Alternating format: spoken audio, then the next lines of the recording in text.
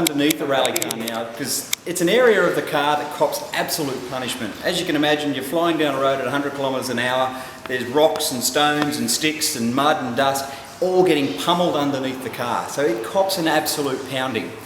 We build the cars to be able to cope with that, and so some of the things that are essential to ensure the car's endurance and life extension is some of the protection that we put underneath the cars in areas like the fuel tanks. We've got guards protecting the fuel tanks.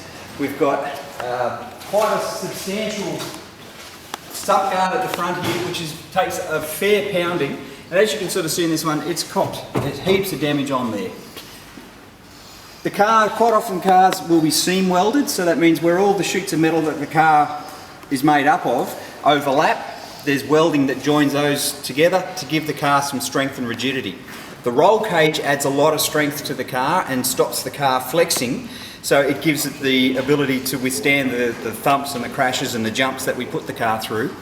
But the suspension is obviously one of the most important parts too in terms of being able to withstand the punishment that we give it. So we're going to take a wheel off and just show you the shocks that we have on this one.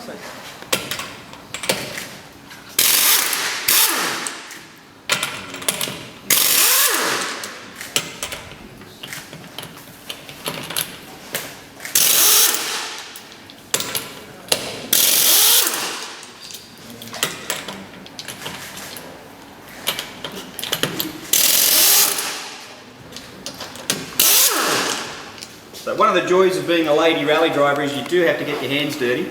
So Kim does a lot of work on the car herself, and if she's out in the forest and she gets a flat tyre, she needs to be able to do that. She's not going to have a rattle gun with an air supply in the forest, so it's done with the old-fashioned wheel brace.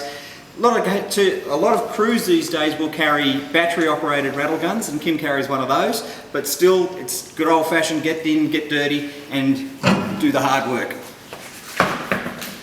The suspension that we've got on the cars are substantially upgraded. So they're motorsport springs designed to be a lot stiffer and withstand huge amounts of force. You've got shock absorbers which have much thicker shafts in them so that they don't bend, they handle the forces a lot better, and they're also highly adjustable so that we can control how much the wheel is allowed to move up and down and respond to the road conditions that are there. Our brakes, generally speaking, we go to as strong and large a brake setup as possible. What we've got on this car, this is not a top flight car, but it's a top 10 competitor in the QRC. So we've got an upgrade to WRX STI brakes, which are a twin pot caliper with a competition pad. We've also got discs that are cross-drilled and vented, or not cross-drilled but vented, to handle the heat that gets generated under the very strong braking that we do. A lot of the other components are also upgraded with extra welding, extra gusseting, extra strengthening areas, again just to be able to withstand the punishment.